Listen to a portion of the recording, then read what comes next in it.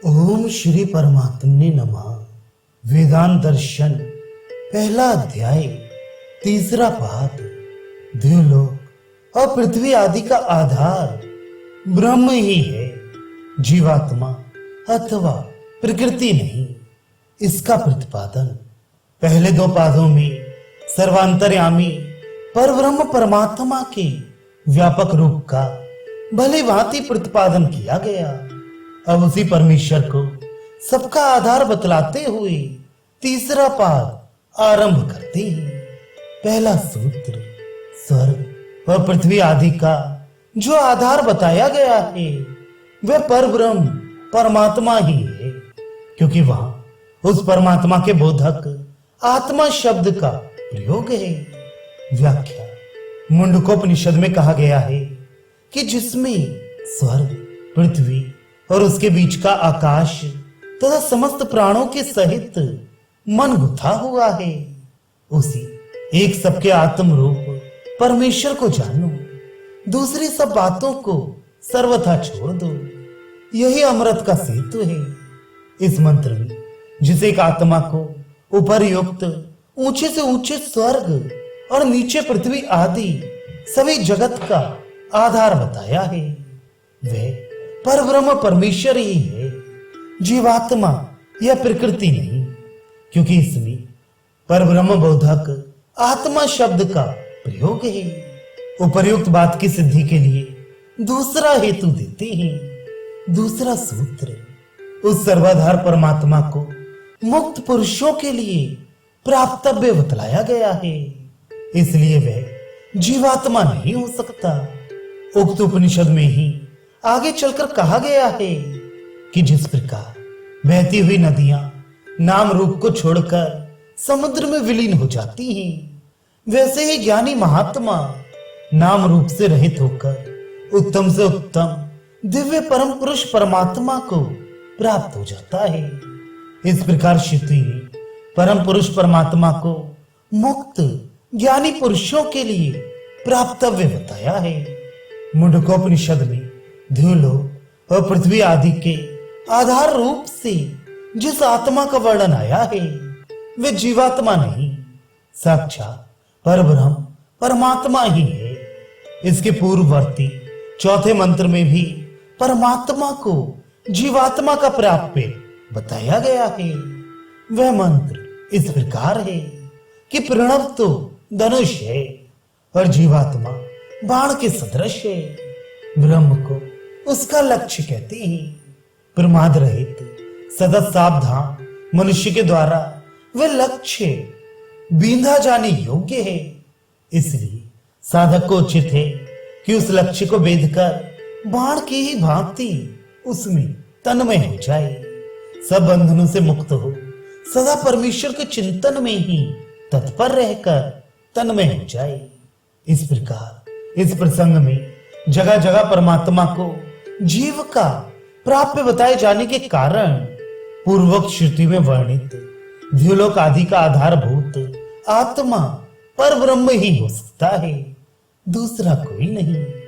अब यहाँ ये शंका होती है कि पृथ्वी आदि संपूर्ण भूत प्रपंच जड़ प्रकृति का कार्य है, कार्य का आधार कारण ही होता है, अतः प्रधान अर्थात जड़ प्रकृति को ही सबका आधार माना जाए तो क्या आपत्ति है। इस पर कहते हैं तीसरा सूत्र अनुमान कल्पित प्रधान द्युलोक और पृथ्वी आदि का आधार नहीं हो सकता, क्योंकि उसका प्रतिपादक कोई शब्द इस प्रकरण में नहीं है। व्याख्या इस प्रकरण में ऐसा कोई शब्द प्रयुक्त नहीं हुआ है जो जड़ प्रकृति को स्वर्ग और पृथ्वी आदि का आधार बताता हो, अतः उसे इनका आधार नहीं माना जा सकता, वह जगत का कारण नहीं है। यह बात तो पहले ही सिद्ध की जा चुकी है, अतः उसे कारण बताकर इनका आधार मानने के लिए तो कोई संभावना ही नहीं है।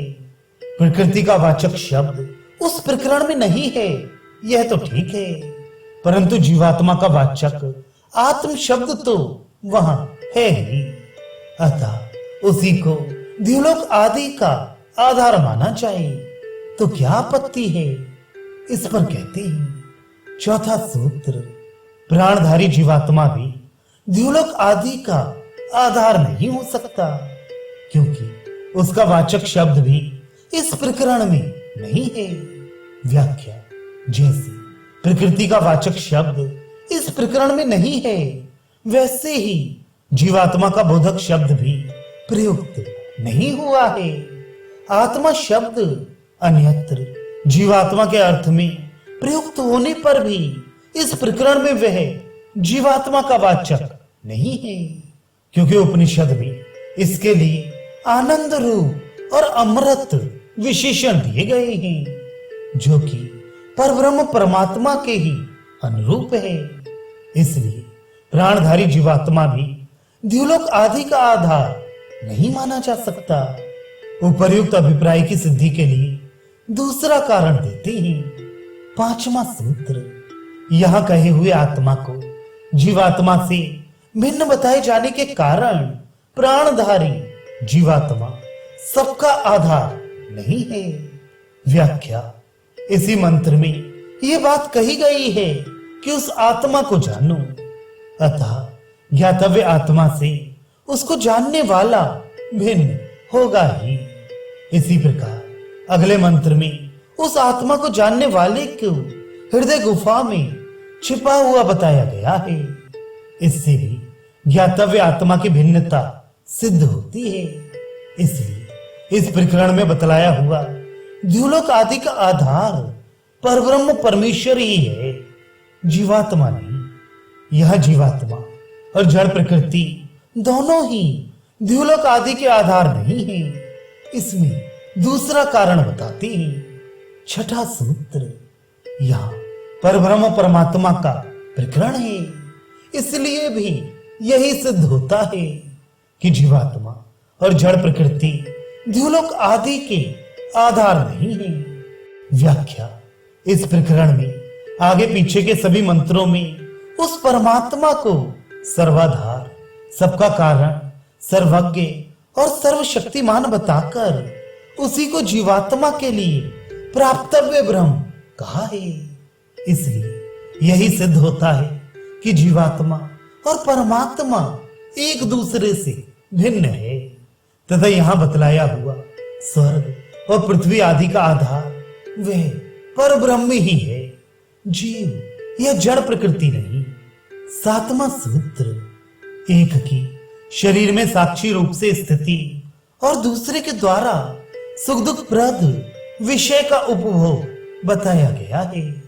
इसलिए भी जीवात्मा और परमात्मा का भेद सिद्ध होता है।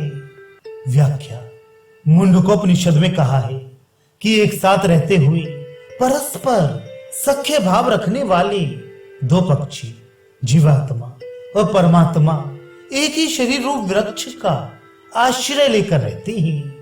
उन दोनों में से एक जीवात्मा तो उस वृक्ष के कर्म फल रूप सुख दुखों का स्वाद ले लेकर आसक्ति पूर्वक उपभोग करता है, किंतु दूसरा परमात्मा न खाता हुआ केवल देखता रहता है।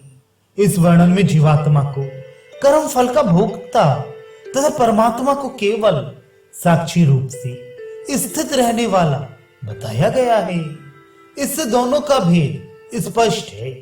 अतः इस प्रकरण में द्युलोक, पृथ्वी आदि समस्त जड़ चेतनात्मक जगत का आधार परब्रह्म परमेश्वर ही सिद्ध होता है, जीवात्मा नहीं। पूर्व प्रकरण में यह बात कही गई कि जिसे द्युलोक और पृथ्वी आदि का आधार बताया गया है उसी को आत्मा कहा गया है। अतः वह परब्रह्म परमात्मा ही है, जीवात्मा नहीं। इस पर यह जिज्ञासा होती है कि छांदोग्य उपनिषद के 7वें अध्याय में नारद जी के द्वारा आत्मा का स्वरूप पूछे जाने पर सनत कुमार जी ने क्रमशः नाम, वाणी, मन, संकल्प, चित्त, ध्यान, विज्ञान, बल, अन्न, जल, तेज, आकाश, स्मरण और आशा को उत्तरोत्तर बड़ा बताया है। फिर अंत में प्राण को इन सबकी अपेक्षा बड़ा बताकर उसी की उपासना करने के लिए कहा है। उसे सुनकर नारद जी ने फिर कोई प्रश्न नहीं किया। इस वर्णन के अनुसार यदि इस प्रकरण में सबसे बड़ा प्राण है और उसी को भूमा एवं आत्मा भी कहते हैं, तब तो पूर्व प्रकरण में भी सबका आधार प्राण शब्द वाच्य जीवात्मा को ही मानना चाहिए। इसका समाधान अगले प्रकरण में करेंगे।